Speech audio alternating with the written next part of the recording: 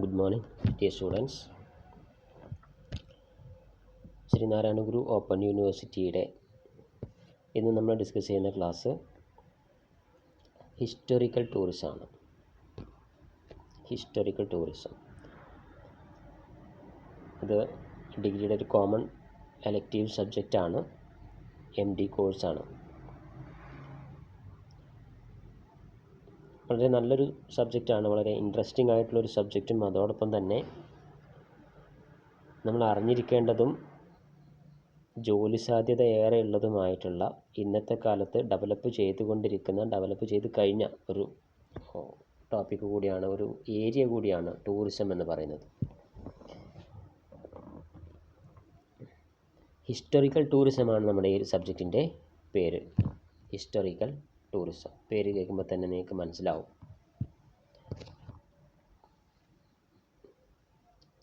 എന്താണ് ടൂറിസം? ഇതൊരു ഗ്ലോബൽ ഫിനോമിനനാണ്. It's a practice of travelling place to interest for recreation, leisure or cultural experience. ഒരു യാത്ര അല്ലെങ്കിൽ ടൂറിസം എന്താണെന്ന് നിങ്ങളെ പരിചയപ്പെടുത്തേണ്ട ആവശ്യമൊന്നുമില്ല. എന്നാൽ നമ്മളൊരു മീനിങ് എന്ന നിലക്ക് അതിനെക്കുറിച്ചൊന്ന് മനസ്സിലാക്കി വെക്കണം. റിക്രിയേഷൻ, നമ്മൾ ആനന്ദിക്കാൻ വേണ്ടി, നമ്മുടെ ഒഴിവുവേള ഉപയോഗപ്പെടുത്താൻ വേണ്ടി, അതിന് മാത്രമല്ല കൾച്ചറൽ എക്സ്പീരിയൻസിന് വേണ്ടിയിട്ടും. ടൂറിസം ഒരു വൈഡ് ഏരിയയാണ്.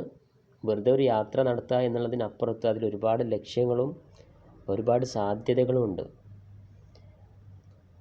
അപ്പോൾ അങ്ങനെയൊക്കെ നമുക്കൊരു ഇൻട്രൊഡക്ഷൻ കൊടുക്കാം. ഇത് മലയാളത്തിൽ എക്സാം എഴുതുന്നവർക്ക് വളരെ നന്നായി എഴുതി ഫലിപ്പിക്കാൻ പറ്റുന്ന ഒരു സബ്ജക്റ്റാണ്. നിങ്ങൾ ഈ പറഞ്ഞ ഞാൻ ഇതിൽ കുറച്ച് പോയിൻറ്റ്സ് മാത്രം ഇൻക്ലൂഡ് ചെയ്തിട്ടാണ് പോകുന്നത്.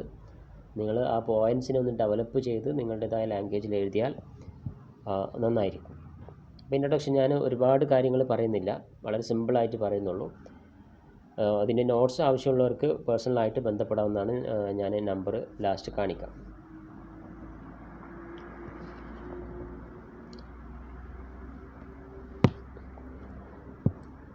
What is a tourism? Tourism is an act of traveling to place for a pleasure, leisure or business. നമ്മുടെ സന്തോഷത്തിന് വേണ്ടിയിട്ടോ അല്ലെങ്കിൽ നമ്മളുടെ ഒരു വിനോദത്തിന് വേണ്ടിയിട്ടോ അല്ലെങ്കിൽ ബിസിനസ്സിന് വേണ്ടിയിട്ടൊക്കെ നടത്തുന്ന യാത്രകളെ നമുക്ക് എന്തെന്ന് പറയാം? ടൂറിസം എന്ന് പറയാം. ഇനി കുറച്ച് കോമ്പണൻസ് ഞാനിവിടെ ജസ്റ്റ് നിങ്ങളെ പരിചയപ്പെടുത്തുന്നുണ്ട്. നമ്മൾ ടൂറിസം പഠിക്കുമ്പോൾ നമ്മൾ മനസ്സിലാക്കി വെക്കേണ്ട കുറച്ച് വേർഡ്സ്. ടൂറിസ്റ്റ് എന്താണ് നമുക്കറിയാം, ആ വ്യക്തി ഒരു വ്യക്തിയായിരിക്കും അല്ലേ. Then tourism industry. നമ്മൾ ടൂറിസം എന്ന് കേൾക്കുക എന്നല്ലാതെ അതിനെക്കുറിച്ച് ഡീപ്പായിട്ട് ഒരു പക്ഷേ മനസ്സിലാക്കിയിട്ടുണ്ടാവില്ല. ഇതൊരു ഇൻഡസ്ട്രിയാണ്. ഇൻഡസ്ട്രി എന്ന് പറഞ്ഞാൽ ലോകം മുഴുവൻ വ്യാപിച്ച് കിടക്കുന്ന എല്ലാ രാജ്യങ്ങളുടെയും സാമ്പത്തിക സ്രോതസ്സായ ഒരു വലിയൊരു ഇൻഡസ്ട്രിയാണ്. ഈ ഇൻഡസ്ട്രിയിൽ ധാരാളം ആളുകൾ ഉൾപ്പെട്ടിട്ടുണ്ട്. The range of business and organisation involved in facilitating travel and tourism including airlines, hotels, restaurants, tour operators and travel agencies. ഇങ്ങനെ ഒരുപാട് കണ്ണികൾ ഉൾപ്പെടുന്ന ഒരു വലിയൊരു ഏരിയ തന്നെയാണ് ടൂറിസം എന്ന് പറയുന്നത്. Tourist destination. ടൂറിസത്തെക്കുറിച്ച് പഠിക്കുന്ന നമ്മൾ മനസ്സിലാക്കേണ്ടത്, നമ്മൾ അറിഞ്ഞിരിക്കേണ്ട ഒരു കാര്യമാണ് ടൂറിസ്റ്റ് ഡെസ്റ്റിനേഷൻ. എന്താണ് ഡെസ്റ്റിനേഷൻ? നമ്മളെ ലക്ഷ്യസ്ഥാനത്തിനാണ് നമ്മൾ ഡെസ്റ്റിനേഷൻ എന്ന് പറയാം. ടൂറിസ്റ്റ് ഡെസ്റ്റിനേഷൻ എന്ന് പറയുമ്പം നമ്മൾ ടൂറിസം പ്ലേസസ് ആണ് ഉദ്ദേശിക്കുന്നത്. അപ്പോൾ നമുക്ക് ഇന്ത്യനെ സംബന്ധിച്ചിടത്തോളം കശ്മീർ, നമ്മുടെ കേരളം തന്നെ ടൂറിസത്തിൽ വളരെ പ്രാധാന്യമുള്ള വേൾഡ് ഫേമസ് ആയിട്ടുള്ളൊരു ഏരിയ ആണ് അല്ലേ. നമ്മുടെ ഗോഡ്സ് ഓൺ കൺട്രി എന്നാണ് നമുക്ക് പേര്, നമ്മുടെ കേരളത്തിന് പേര് നൽകിയിട്ടുള്ളത് തന്നെ. അപ്പോൾ ടൂറിസത്തിൽ നമുക്ക് ഇന്ത്യക്ക് വളരെ വലിയൊരു പ്രാധാന്യം തന്നെയുണ്ട്. നമ്മുടെ രാജ്യത്തെക്കുറിച്ച് ശരിക്കും നമുക്ക് എന്താ പറയുക, അഭിമാനിക്കാൻ പറ്റുന്ന പല കാര്യങ്ങളും നമ്മുടെ രാജ്യത്തെ സംബന്ധിച്ചോളം നമുക്കുണ്ട്. നമ്മൾ പലപ്പോഴും നമ്മുടെ രാജ്യത്തെ കുറ്റം പറയാറുണ്ട്. അപ്പം അങ്ങനെ നമ്മൾ നമ്മുടെ രാജ്യത്തിനെ മോശമാക്കിയിട്ട് മറ്റുള്ളവരുടെ മുന്നിൽ ചിത്രീകരിക്കുകയോ അല്ലെങ്കിൽ നമ്മൾ തന്നെ നമ്മുടെ രാജ്യത്തെ മോശമാക്കിയിട്ട് പറയുകയോ ചെയ്യരുത്. കാരണം നമ്മുടെ രാജ്യം സത്യത്തിൽ നമുക്ക് അനലൈസ് ചെയ്യുമ്പോൾ നിങ്ങൾ ശരിക്കും ഒന്ന് മനസ്സിലാക്കുകയാണെന്നുണ്ടെങ്കിൽ നമ്മുടെ രാജ്യം ലോകരാജ്യങ്ങളുടെ മുന്നിൽ തല ഉയർത്തിപ്പിടിച്ച് നിൽക്കുന്ന ഒരു സമയമാണ്. അത് നേരത്തെയും അങ്ങനെ തന്നെയായിരുന്നു. എന്തൊക്കെയോ കുറച്ച് കാരണങ്ങൾ കൊണ്ട് നമ്മൾ ഫിനാൻഷ്യലിയും മറ്റ് പല കാരണങ്ങൾ കൊണ്ടും ജസ്റ്റ് ഒന്ന് ബാക്കോട്ട് പോയി എന്നത് മാത്രം. അത് നമ്മുടെ രാജ്യത്ത് ആരൊക്കെയോ ചതിച്ചതാണ് എന്നൊക്കെ നമുക്ക് പറയാം. വളരെ റിച്ച് ആയിട്ടുള്ള കൾച്ചറും നാച്ചുറൽ ബ്യൂട്ടിയും സംസ്കാരവും പാരമ്പര്യവും സാഹോദര്യവും ഒക്കെ ഉള്ള ഒരു രാജ്യം ആണ് നമ്മുടെ രാജ്യം. അത് ഡെവലപ്പ് ചെയ്തുകൊണ്ടിരിക്കുകയാണ്. ഇനിയും നമ്മൾ ടൂറിസത്തിലൂടെ വീണ്ടും വളരെ മുൻപന്തിയിലെത്താൻ നമുക്ക് സാധിക്കുകയും ചെയ്യും. നമ്മൾ ഇതിൽ ഇങ്ങനെ നമ്മുടെ രാജ്യത്തെക്കുറിച്ച് പറയുമ്പോൾ, നമ്മുടെ രാജ്യത്തെ ടൂറിസത്തെക്കുറിച്ചൊക്കെ പറയുമ്പോൾ നമ്മൾ മനസ്സിലാക്കേണ്ട മറ്റൊരു സംഗതി കൂടെയുണ്ട്. അത് ഞാൻ നിങ്ങളൊന്ന് ജസ്റ്റ് കാണിക്കാം. Just wait. അതെന്താണെന്ന് വെച്ചാൽ, അത് ജസ്റ്റ് ഞാൻ ഗൂഗിൾ സെർച്ച് ചെയ്തിട്ടെടുത്തുള്ള ഒരു റിസൾട്ടാണ് ഞാൻ ഈ കാണിക്കുന്നത്. India has A network over 63 lakh something kilometers roads. It is the second largest, അവിടെയാണ് നമ്മൾ ശ്രദ്ധിക്കേണ്ടത്. It is the second largest road network in the world.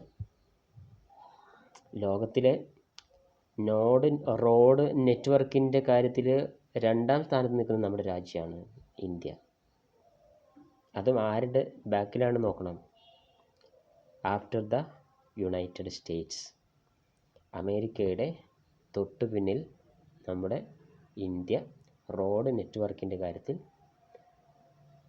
നമ്മൾ എത്തി നിൽക്കുന്നുവെന്ന് നമുക്ക് പറയാം. ഇത് 2022 കണക്കാണ്.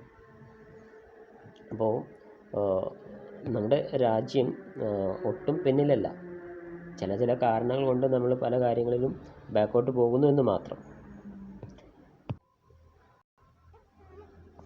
അപ്പോൾ നമ്മുടെ ഇന്ത്യയും എന്താണ്, വളരെ പ്രാധാന്യമുള്ള ഒരു ടൂറിസ്റ്റ് ഡെസ്റ്റിനേഷൻ തന്നെയാണ്.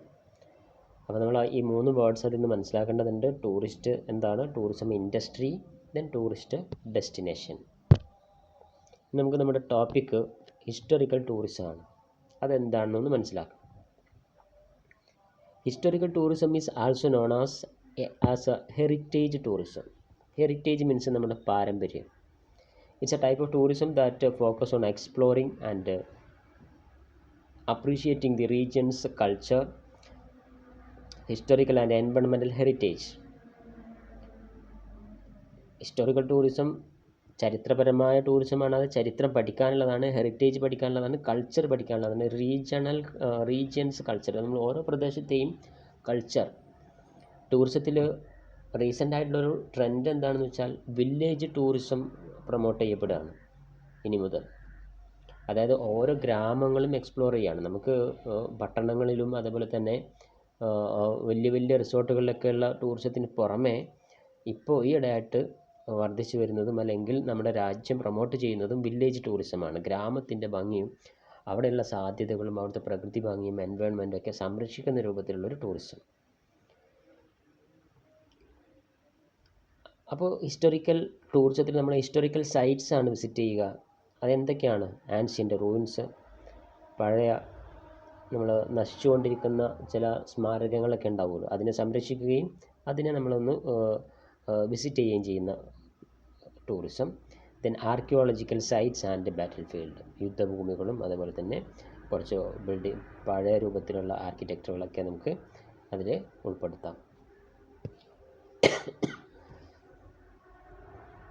ഇനി ഇന്ത്യയിൽ ടൂറിസത്തിലേക്ക് വരുമ്പോൾ, ടൂറിസത്തിനെ സംബന്ധിച്ച് നമുക്ക് കുറച്ചൊരു അട്രാക്ഷൻസ് ഉണ്ട്. ടൂറിസത്തിൻ്റെ കുറച്ച് പ്രത്യേകതകളുണ്ട്.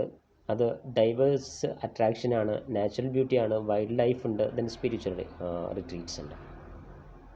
ഇതൊക്കെ എന്താണെന്ന് വെച്ചാൽ, ഇന്ത്യ, ഞാൻ നേരത്തെ പറഞ്ഞല്ലോ, നമ്മുടെ രാജ്യം ടൂറിസത്തിന് വലിയ പ്രാധാന്യം നൽകുന്നു. പലർക്കും എന്താ പറയുക, നല്ലൊരു ഡെസ്റ്റിനേഷൻ കൂടിയാണ്. ഒരുപാട് കാര്യങ്ങൾ മനസ്സിലാക്കാനും പഠിക്കാനും നമ്മുടെ രാജ്യത്തുണ്ട്.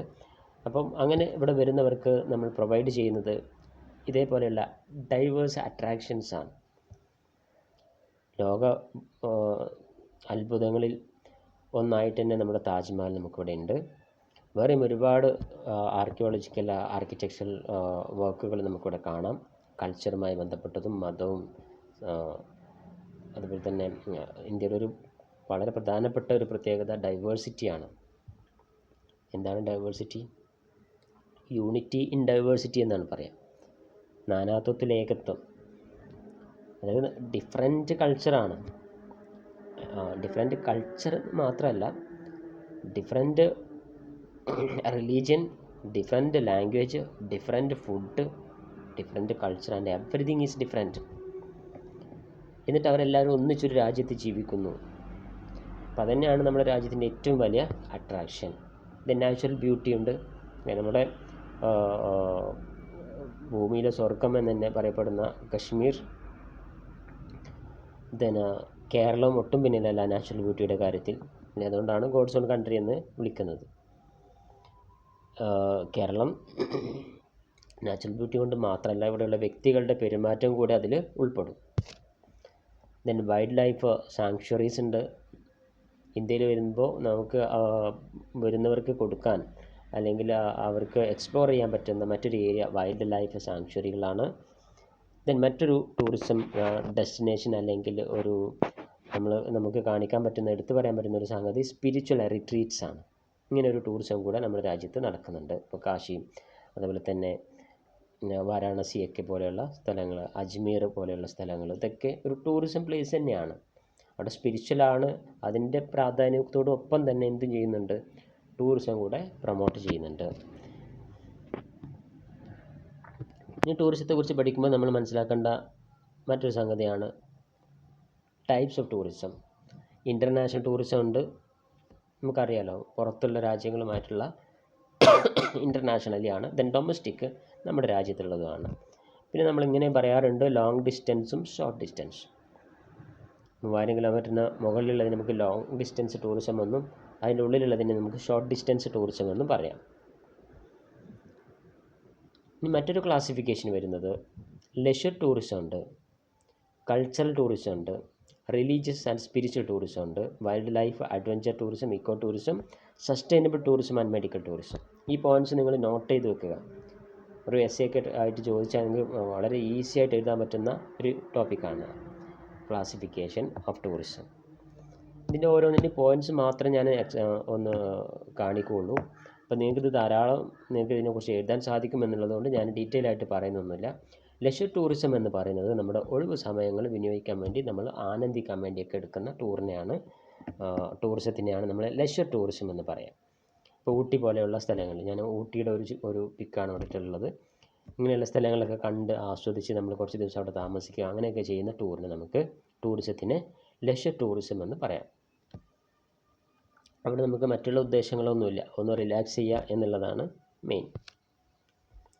കൾച്ചറൽ ടൂറിസം എന്ന് പറയുന്നൊരു ടൂറിസം ഏരിയ ഉണ്ട്. അവിടെ നമ്മൾ ജസ്റ്റ് ഒന്ന് എവിടെയെങ്കിലും സ്റ്റേ ചെയ്യുക എന്നുള്ളതല്ല, ഒരു രാജ്യത്തിൻ്റെ അല്ലെങ്കിൽ ഒരു ഗ്രാമത്തിൻ്റെ കൾച്ചർ പഠിക്കാൻ വേണ്ടിയിട്ടുള്ള, അല്ലെങ്കിൽ അത് എക്സ്പ്ലോർ ചെയ്യാൻ വേണ്ടി നമ്മൾ സംഘടിപ്പിക്കുന്ന ടൂറിസം പ്രോഗ്രാമിനെയാണ് കൾച്ചറൽ ടൂറിസം എന്ന് പറയുക. ഇപ്പോൾ ഇന്ത്യനെ സംബന്ധിച്ചിടത്തോളം കൾച്ചറൽ ടൂറിസത്തിന് വളരെ വലിയ പ്രാധാന്യമുണ്ട്. കാരണം നമുക്ക് ഒരുപാട് കൾച്ചറുകൾ, ഡിഫറെൻറ്റ് കൾച്ചറുകളുണ്ട് അല്ലേ. എന്തുകൊണ്ടാണ് ഇന്ത്യയിലേക്ക് പുറത്തുള്ള വിദേശികൾ ഇങ്ങനെ ഒഴുകിയെത്തുന്നത്? ഒറ്റ യാത്രയിൽ അവർക്ക് ഒരുപാട് കൾച്ചർ കാണാൻ പറ്റും. മറ്റുള്ള രാജ്യങ്ങൾക്ക് അങ്ങനെ ഇല്ല അല്ലേ. നമ്മൾ ജസ്റ്റ് കേരളത്തിൽ നിന്ന് തമിഴ്നാട്ടിലേക്ക് മാറുമ്പോഴേക്ക് വ്യക്തികളുടെ ലാംഗ്വേജ് മാറുന്നു, അവരുടെ എന്താ പറയുക, കൾച്ചർ, അവരുടെ ഭക്ഷണം, ഇതിലെല്ലാം ചേഞ്ചസ് ആണ്. നമ്മുടെ കല അടക്കം അല്ലേ, കേരളത്തിൻ്റെ കലയല്ല തമിഴ്നാടിൻ്റെ കല, ഓരോന്നും മാറിക്കൊണ്ടിരിക്കുകയാണ്. അപ്പോൾ ഒറ്റ യാത്രയിൽ ഒരു വിദേശിക്ക് ഒരുപാട് കാര്യങ്ങൾ മനസ്സിലാക്കാനുള്ള ഒരു ഓപ്പർച്യൂണിറ്റി നമ്മുടെ ഇന്ത്യയിൽ ഉണ്ട്. ഇത് കാണുമ്പോൾ തന്നെ, ഈ പിക്ചർ കാണുമ്പോൾ തന്നെ നിങ്ങൾക്ക് അതൊക്കെ ഓർക്കാൻ പറ്റും.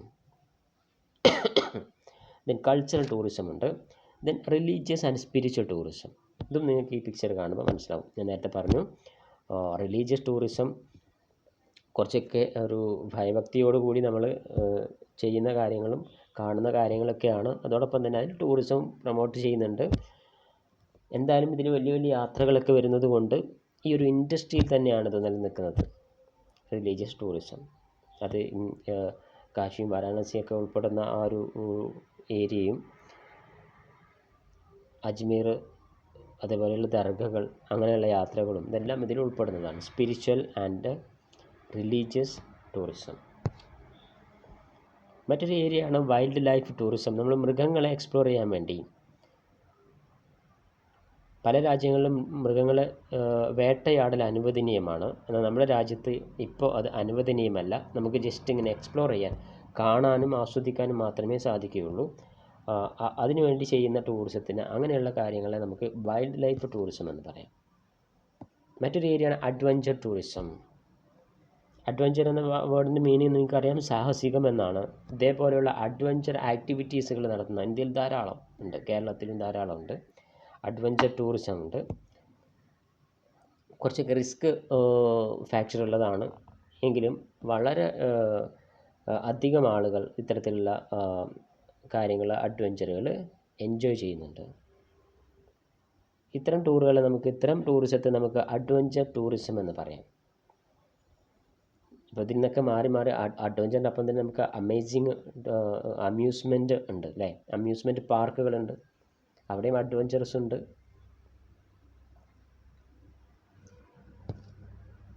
പിന്നെ ഇക്കോ ടൂറിസം, ഇതും ഒരു ഏരിയ ആണ്. ഇപ്പോൾ ഇതിന് വലിയ പ്രാധാന്യം കൂടി വരുന്നു ഇക്കോ ടൂറിസത്തിന്.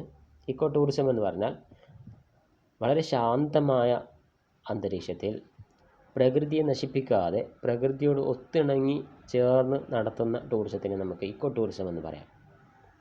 നമുക്കറിയാം, ടൂറിസം കൊണ്ട് ഉണ്ടാകുന്നൊരു ബുദ്ധിമുട്ട് എൻവയോൺമെൻറ്റൽ ഇഷ്യൂസാണ്. പ്രകൃതി നശിച്ചു പോവുക. പണ്ടുണ്ടായിരുന്ന പല ടൂറിസ്റ്റ് ഡെസ്റ്റിനേഷൻ, പണ്ടത്തെ വളരെ പച്ച പിടിച്ച പല ഡെസ്റ്റിനേഷനുകളും ഇന്ന് മനുഷ്യന്മാരുടെ കൈകടത്തൽ മൂലം അവിടെ പ്രകൃതി നശിച്ചുകൊണ്ട് പച്ചപ്പില്ലാണ്ടായിട്ടുണ്ട്. അതുകൊണ്ട് തന്നെ ഇന്നതിന് വലിയ പ്രാധാന്യം വർദ്ധിക്കുന്നു.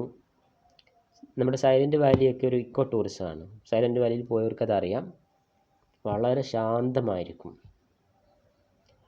അവിടെ വളരെ സ്ട്രിക്റ്റ് ആയിരിക്കും. പ്രകൃതിയെ നശിപ്പിക്കുന്ന രൂപത്തിലുള്ള ഒരു കാര്യം അവിടെ അനുവദിക്കുന്നതല്ല. ഇത്തരത്തിലുള്ള ടൂറിസത്തെ നമുക്ക് ഇക്കോ ടൂറിസം എന്ന് പറയാം. ദെൻ സസ്റ്റൈനബിൾ ടൂറിസം, ഇതിൻ്റെയും പ്രാധാന്യം ഇപ്പോൾ വർദ്ധിച്ചുകൊണ്ടിരിക്കുകയാണ്. സസ്റ്റൈനബിൾ ടൂറിസം, ഞാൻ നേരത്തെ പറഞ്ഞ പോലെ നമ്മൾ പ്രകൃതിനെ നശിപ്പിക്കാറുണ്ട് ടൂറിസം കൊണ്ട്, അല്ലെങ്കിൽ ടൂറിസം കൊണ്ട് പ്രകൃതി നശിച്ചു പോവാറുണ്ട്. അങ്ങനെ പ്രകൃതിനെ നശിപ്പിക്കാതെ എങ്ങനെ, അല്ലെങ്കിൽ പ്രകൃതിനെ സംരക്ഷിക്കുന്ന രൂപത്തിൽ എന്തൊക്കെ നടത്താൻ പറ്റുമെന്നുള്ളതിൻ്റെ ഒരു പുതിയ കൺസെപ്റ്റാണ് സസ്റ്റൈനബിൾ ടൂറിസം എന്ന് പറയുന്നത്. ഇന്ന് ലോകം നേരിടുന്ന ഏറ്റവും വലിയൊരു പ്രശ്നമാണ് സസ്റ്റൈനബിൾ എന്ന് പറയുന്നത്. ഇന്ന് ലോകത്തിൻ്റെ ഒരു മുദ്രാവാക്യമാണ് സസ്റ്റൈനബിൾ ഡെവലപ്മെൻറ്റ്. ഈ കഴിഞ്ഞ മാസമാണ് ഒരു വേൾഡ് കൗൺസിൽ സസ്റ്റൈനബിൾ ഡെവലപ്മെൻറ്റിനെ കുറിച്ച് അമേരിക്കയിൽ നടന്നത്. അതിന് കേരളത്തിൽ നിന്നുള്ള പ്രതിനിധികളും അതിൽ പങ്കെടുത്തിട്ടുണ്ടായിരുന്നു. അതായത് നമ്മുടെ അടുത്ത തലമുറക്ക് നമ്മുടെ ഈ ഭൂമിയെ നല്ല രീതിയിൽ എങ്ങനെ ഏൽപ്പിക്കാം. നമ്മൾ മാത്രം ജീവിച്ച് പോയാൽ പോരാ, നമ്മൾ ജീവിച്ച് പോകുന്നതോടുകൂടി ഒരു പക്ഷേ ഈ ഭൂമിയെ നമ്മൾ കേടുവരുത്തിയിട്ടുണ്ടാവും. അങ്ങനെ കേടുവരുത്താതെ എങ്ങനെ നല്ല രീതിയിൽ നമുക്കിതിനെ അടുത്ത തലമുറക്ക് നൽകാം എന്നതിനെക്കുറിച്ചുള്ള ചർച്ചകൾ നടക്കുന്നു. അതുമായി ബന്ധപ്പെട്ട് തന്നെയാണ് സസ്റ്റൈനബിൾ ടൂറിസം.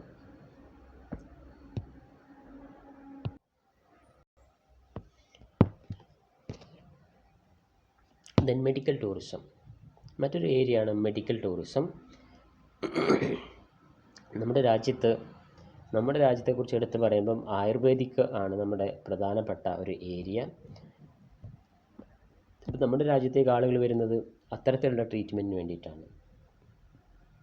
അതുപോലെ നമ്മൾ ഇവിടുന്ന് പുറത്തേക്ക് മെഡിക്കൽ ടൂറിസം, മെഡിക്കൽ ആവശ്യങ്ങൾക്ക് വേണ്ടിയിട്ട് പോവാറുണ്ട്.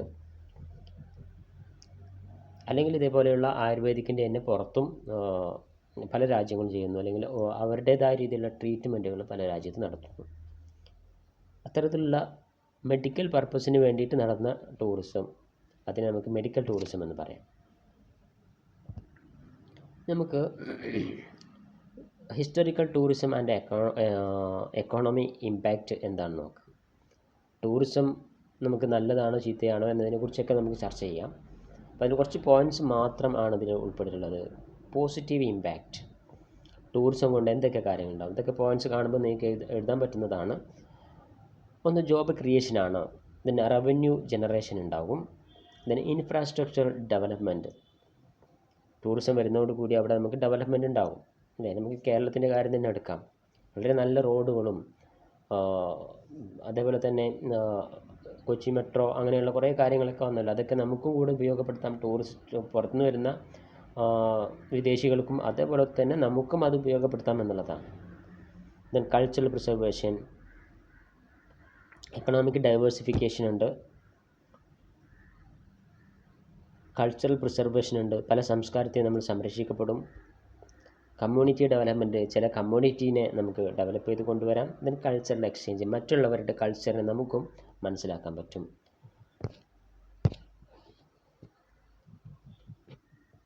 നെഗറ്റീവ് ഇമ്പാക്റ്റ് എന്താണെന്ന് വെച്ചാൽ ഓവർ ക്രൗഡിങ് ആൻഡ് ഡാമേജ്. ആളുകൾ തിങ്ങിക്കൂടുമ്പോണ്ടാകുന്ന പല പ്രശ്നങ്ങളും. ഞാൻ നേരത്തെ പറഞ്ഞ പോലെ പല ടൂറിസ്റ്റ് ഡെസ്റ്റിനേഷനുകളും ഇന്ന് ഒരു 10 വർഷം മുമ്പുള്ള പച്ചപ്പും ഒന്നും അവിടെ നമുക്ക് കാണാൻ സാധ്യമല്ല. ആളുകൾ എത്തുന്നതോടുകൂടി പ്രകൃതി നശിച്ചു തുടങ്ങും. അതുതന്നെയാണ് എൻവയൺമെൻറ്റൽ ഡീഗ്രേഡേഷൻ. ആളുകളുടെ ബഹളത്തോടൊപ്പം തന്നെ എൻവയൺമെൻറ്റൽ ഡീഗ്രേഡേഷൻ ഉണ്ടാകും, കുറഞ്ഞു വരും, എൻവയൺമെൻറ്റ് പ്രശ്നങ്ങൾ കൂടും. The loss of authenticity. പുറത്തുനിന്ന് ആളുകൾ ഒരു പ്രദേശത്തേക്ക് വന്നു പോയിക്കൊണ്ടിരിക്കുന്ന സമയത്ത് ഇവിടെയുള്ള രാജ്യത്തിൻ്റെ, ഇവിടെയുള്ള കൾച്ചറിൻ്റെ, ഇവിടെയുള്ള പല സ്മാരകങ്ങളുടെയും ഓതൻറ്റിസിറ്റി നഷ്ടപ്പെടും. Then commodification of culture. കൾച്ചറിനെ നമ്മളൊരു വിൽപ്പന ചരക്കാക്കി മാറ്റുന്നു എന്നൊരു ആക്ഷേപം ഇതിൽ ഉണ്ട്. നമ്മുടെ കൾച്ചർ വളരെ പവിത്രമാണ്, അതിനെ കച്ചവടം ചെയ്യുന്നു എന്നുള്ള ഒരു കാര്യം വരും. അപ്പോൾ കുറച്ചൊക്കെ ഒരു എന്താ പറയുക, ഒരു ആക്ടിങ് പോലെയൊക്കെ നമുക്ക് തോന്നാം. Then social disruption. പലപ്പോഴും ടൂറിസം നമ്മുടെ സമൂഹത്തെ നശിപ്പിക്കാറുണ്ട് എന്ന് നമുക്ക് പറയാം. അതിന് നമുക്ക് അനുകൂലിച്ചും പ്രതികൂലിച്ചൊക്കെ നമുക്ക് ചിന്തിക്കാവുന്നതാണ്. വേണമെങ്കിൽ നമുക്ക് അതിനെക്കുറിച്ചൊക്കെ ഒരു ഡിസ്കഷനൊക്കെ നടത്താം. അപ്പോൾ കുറച്ചും കൂടെ പോയിൻറ്റ്സൊക്കെ കിട്ടും. ഇത്രയും കാര്യങ്ങളാണ് ടൂറിസത്തെക്കുറിച്ച് പറഞ്ഞത്. അപ്പോൾ നമ്മുടെ രാജ്യം ടൂറിസത്തിൽ വളരെ പ്രധാനപ്പെട്ട സ്ഥാനമാണ് ഇന്ത്യക്കുള്ളത്. നമ്മുടെ കൾച്ചർ തന്നെ ഇവിടെ വരുന്ന ആളുകളെ സ്വീകരിക്കുക എന്നുള്ളതാണ്. അതുകൊണ്ട് ഇന്ത്യയുടെ ടൂറിസത്തിൻ്റെ ഒരു മുഖമുദ്ര, ഒരാപ്തവാക്യം എന്ന് പറയുന്നത് അതിഥി ദേവോ ഭവ എന്നുള്ളതാണ്. അതൊരു ഇന്ത്യൻ കൾച്ചറാണ്. നമ്മുടെ രാജ്യത്ത് വരുന്ന അതിഥികളെ ദൈവത്തെപ്പോലെ കണ്ട് അവരെ സ്വീകരിക്കുകയും അവരെ ആദരിക്കുകയും ബഹുമാനിക്കുകയും ട്രീറ്റ് ചെയ്യുകയും ചെയ്യുക എന്നുള്ളത് ഇന്ത്യയുടെ ഒരു കൾച്ചറാണ്. അത് പണ്ട് മുതലേ ഉള്ളതാണ്. ഇപ്പോഴും നമ്മളത് അങ്ങനെ തന്നെ ഫോളോ ചെയ്യുന്നു. അതുകൊണ്ട് തന്നെയാണ് വിദേശികൾ നമ്മുടെ രാജ്യത്ത് വരാൻ വളരെ വലിയ താല്പര്യം കാണിക്കുന്നത്. ഇത്രയും കാര്യങ്ങളാണ് എനിക്ക് ഇന്നത്തെ ഈ ഫസ്റ്റ് ടോപ്പിക്കിൽ പറയാനുള്ളത്. Thank you for listening. അതുപോലെ നിങ്ങൾക്ക് ഈ ക്ലാസ്സിന് ഫുൾ ക്ലാസ് കിട്ടാൻ വേണ്ടിയും അതുപോലെ തന്നെ ഇതിൻ്റെ നോട്ട്സും കിട്ടണമെന്നുണ്ടെങ്കിൽ നിങ്ങൾക്ക് പേഴ്സണലായിട്ട് ബന്ധപ്പെടാവുന്നതാണ്. വാട്സപ്പ് നമ്പർ ഞാൻ അതിൻ്റെ കൂടെ ഇടുന്നുണ്ട്. ആ വാട്സപ്പ് നമ്പറിൽ നിങ്ങൾക്ക് നോട്ട്സ് വേണമെന്നുണ്ടെങ്കിൽ പേഴ്സണലായിട്ട് ബന്ധപ്പെടാം. ഇതിൻ്റെ മറ്റുള്ള ക്ലാസ്സുകളും കൂടെ വേണമെന്നുണ്ടെങ്കിൽ ബന്ധപ്പെടാം. Thank you for listening. Good bye.